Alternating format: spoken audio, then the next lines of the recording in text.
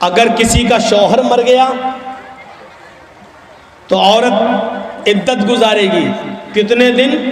4 महीने 10 दिन।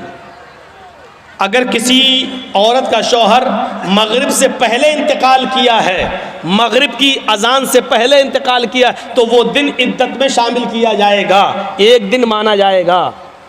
मान लीजिए आपके यहाँ 6 बजे मगरिब की अजान हो रही है और 5 बजे किसी का शौहर इंतकाल किया है, तो वो पहला दिन माना जाएगा औरत का, 1 दिन। इसके बाद 4 महीने और 10 दिन। ये 4 महीने 10 दिन औरत की इद्दत के दिन क्यों शुमार किए गए आपको मालूम है?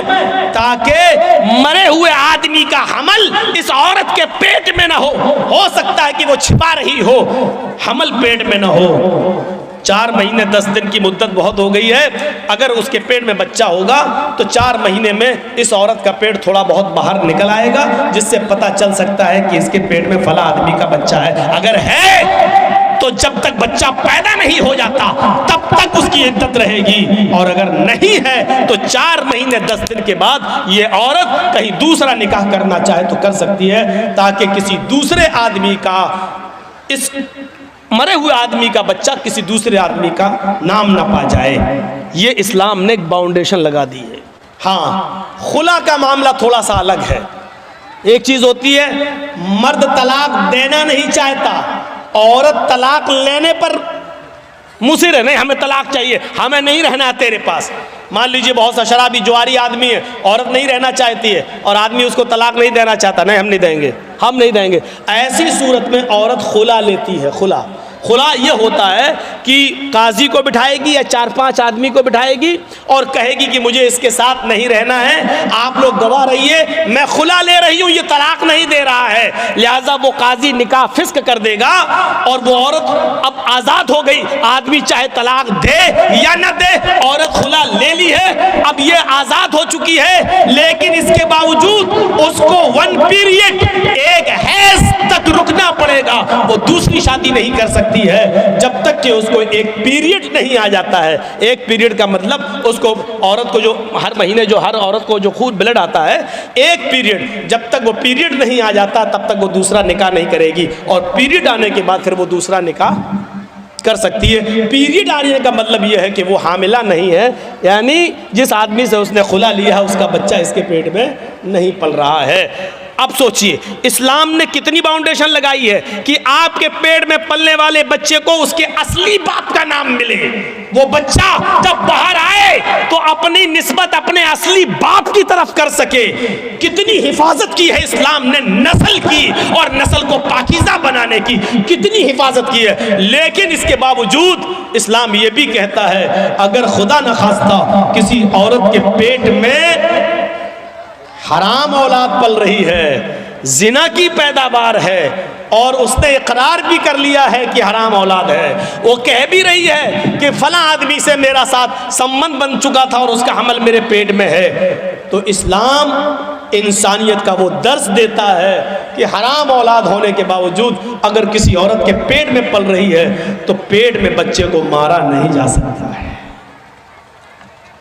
अगर इस्लामी कानून कहीं है और जिनाकार की सजा पत्थरों से मार डालना है, लेकिन अगर वहां यह पता चल जाए कि इस औरत के पेट में बच्चा है, अगरचे नाजायज है, अगरचे हराम है, तो इस्लामी मुल्क भी उस औरत को सजा नहीं दे सकता जब तक कि बच्चा पैदा ना हो जाए, क्योंकि गलती उसकी मां की है, उस बच्चे की नहीं जो पेट में पल रहा है। गौर कीजिए, इस्लाम हराम औलाद को भी मारने की इजाज़त नहीं देता है। जो औरतें अपने पेट में हलाल बच्चों को गिरा देती हैं उनको अपने बारे में सोचना चाहिए। कल क़यामत के दिन ये बच्चा जिसको तुमने गिराया है अपने पेट से, क़यामत के दिन ये बच्चा अपने माँ की पिस्तान और अपने माँ की छातियों से लटका हुआ आएगा। जा यौमल क़यामती व मुअल्लकुम बैन सदियहा, वो बच्चा क़यामत के दिन इस हाल में आएगा कि मुअल्लकुम बैन सदियहा, अपने माँ की दोनों पिस्तान से लटका हुआ होगा, अपनी माँ की पिस्तान से दूध चूस रहा होगा, और अल्लाह कहेगा आए इस माँ की पिस्तान से दूध चूसने वाले बच्चे, क्या तेरी कोई शिकायत है? क्या तू कुछ बोलना चाहता है? क्या तुझे अपने रब से कुछ कहना है? अल्लाह उसको जबान देगा। वो छोटा सा बच्चा जो अपने माँ की पिस्तान से दूध चूस रहा होगा, अपनी जबान हटाएगा, अपना मुंह हटाएगा, यकूल, और अल्लाह से शिकायत करेगा, या रब्बी हाज़िही उम्मी क़दलतनी, अल्लाह ये मेरी माँ है जिसका दूध मैं पी रहा हूँ, जिसकी पिस्तान से मैं लटका हुआ हूँ। अल्लाह ये मेरी माँ है जिसने दुनिया में मुझे मार डाला था। अल्लाह ये मेरी माँ है जिसने दुनिया में मुझे कत्ल कर दिया था। हाज़िही उम्मी क़तलतनी, अल्लाह ये मेरी माँ है जिसने दुनिया में मुझे मार डाला था। अल्लाह ये मेरी माँ है जिसने दुनिया में मुझे कत्ल कर डाला था। हाय अल्लाह, ये दुनिया में मेरी ना हुई, तू इसका मत हो, इसको भी तू जहन्नम में फेंक दे। अल्लाह रब्बुल आलमीन फिर उस औरत को जिसने दुनिया में अपने बच्चे को का मर्डर किया बिना किसी गलती के, बिना किसी परेशानी के, उसने ये सोच कर कि 3 लड़कियां पहले से, चौथा भी मेरी लड़की है, अल्ट्रासाउंड में चेक कराने के बाद पता चला लड़की है, नहीं हमें नहीं चाहिए, और एबॉर्शन करा दिया, गिरा दिया।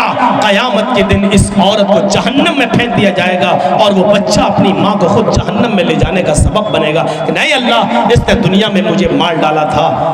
इस्लाम तो हराम और नाजायज़ औलाद भी गिराने की इजाज़त नहीं देता है। ये इस्लाम इंसानियत का एहतराम है, इंसानियत का एहतराम। इस्लाम में बहुत, जहाँ थोड़ा बहुत मसला हार्ड लगता है वहीं आसानी भी पैदा होती है। मान लीजिए रमज़ान का महीना और 20 रोज़े गुजर चुके हैं, आज कोई हिंदू है या कोई ईसाई मुसलमान हो रहा है और वो 20वें रोज़े को मुसलमान हुआ, तो अब वो रोज़ा कब से रखेगा? रोज़े तो पूरे महीने के फ़र्ज़ हैं, लेकिन कोई हिंदू या कोई ईसाई या कोई यहूदी 20वें रोज़े को मुसलमान हो रहा है। 20 रोज़े तक हिंदू था, ईसाई था या यहूदी था या जैनी था, बुद्धिस्ट था, 20 रोज़े के बाद मुसलमान हो रहा है 20वें रोज़े को, तो अब वो रोज़ा कब से रखेगा? आज मुसलमान हुआ है, तो अब जब मुसलमान हुआ तभी से तो रखेगा। अब सवाल ये पैदा होता है कि वो 20 रोज़े जो इसके छूटे हैं वो पूरे करेगा या नहीं करेगा? तो साफ मसला है कि नहीं करेगा। क्यों नहीं करेगा? क्योंकि जब वो इस्लाम लाया है तब तक वो काफिर था, उस पर रोज़ा फ़र्ज था ही नहीं। आज वो इस्लाम लाया तो अब जितने रोज़े हैं उतने वो रखेगा, बकिया रोज़े वो नहीं रखेगा। इसलिए नहीं रखेगा क्योंकि उस वक्त उसके ऊपर रोज़े फ़र्ज थे ही नहीं। कितने रोज़े रखेगा? जितने बाकी हैं। एक चीज़ और सुन लीजिए, 20वें रोज़े को इस्लाम लाया, लेकिन इस्लाम ला रहा 5 बजे शाम में और रोज़ा खुलता है 6 बजे। अब 5 बजे वो इस्लाम ला रहा है, तो इस्लाम जैसी वो 5 बजे लाया तो अब क्या करेगा? आज का रोज़ा क्या करेगा?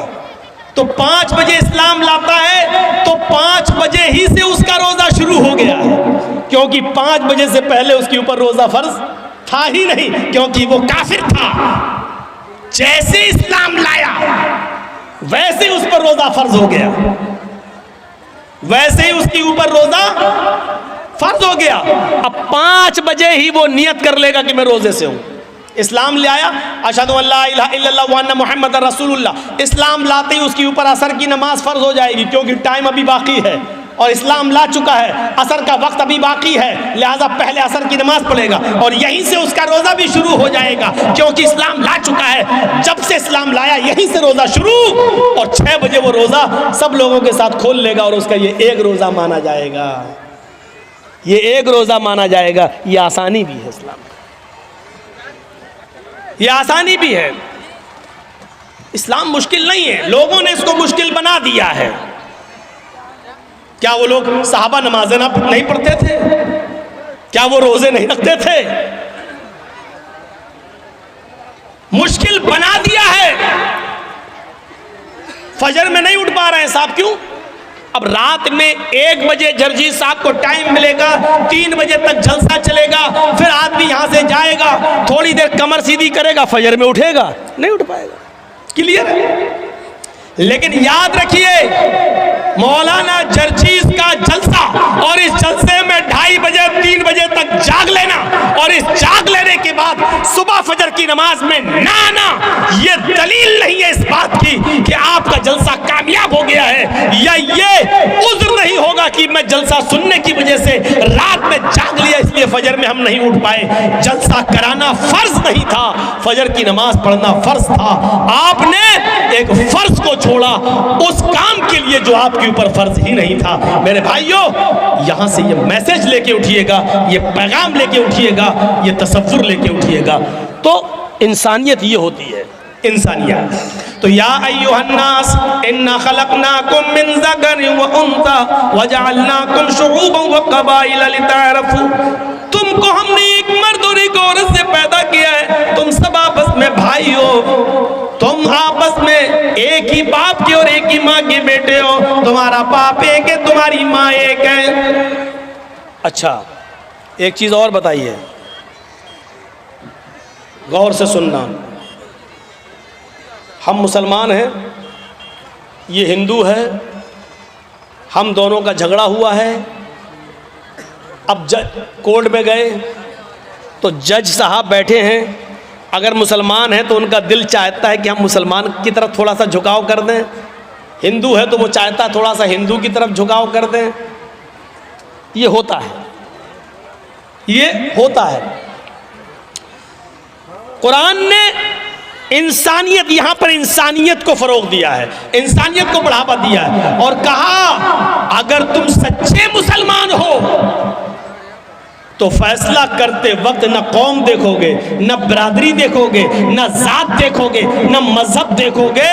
हुक्म वला यजरिमन्नकुम शनआनु कौमिन अला अल्ला तादिलू इअदिलू हुवा अक़रबु लित्तक़वा।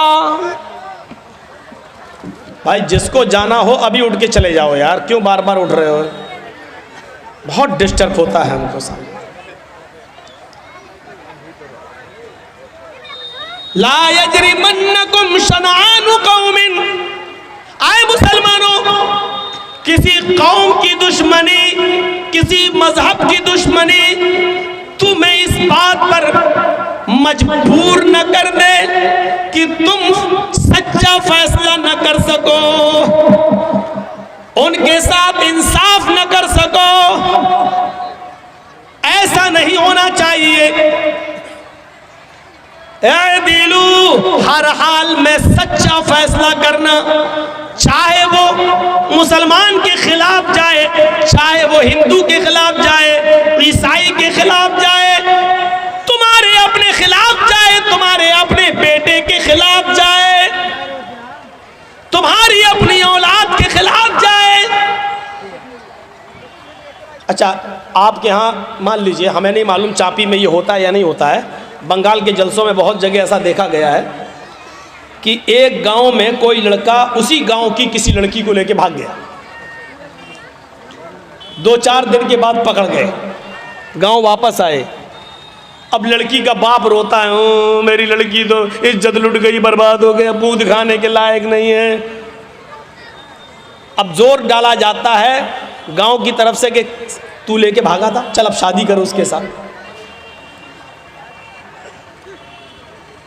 ये गांव की तरफ से फैसला होता है शादी करो उसके साथ, और वो लड़का तैयार नहीं है शादी करने के लिए।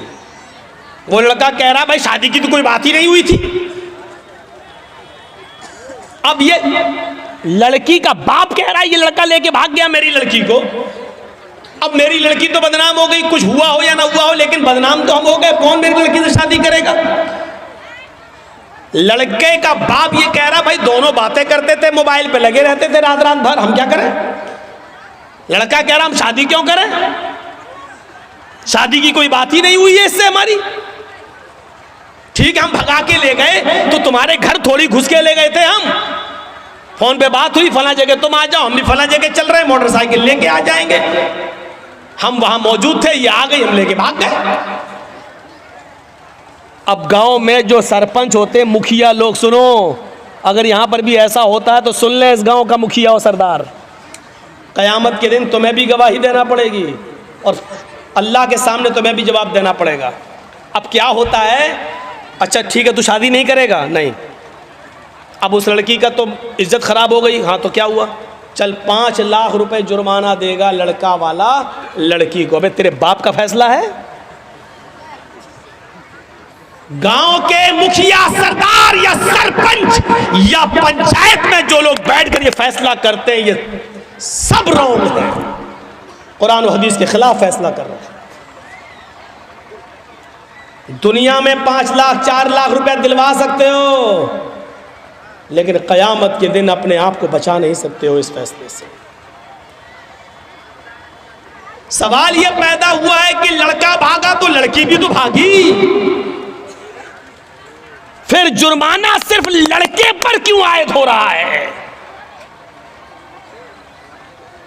और लड़के का पैसा 4 लाख 5 लाख रुपए आप लड़की को और उसके बाप को दिला देते हैं, ये कहां की इंसानियत है? जबकि कुरान ये कह रहा है, अज़्ज़ानियतु वज़्ज़ानी फ़ज्लिदू कुल्ल वाहिदतिन मिनहुमा मियता जल्दा।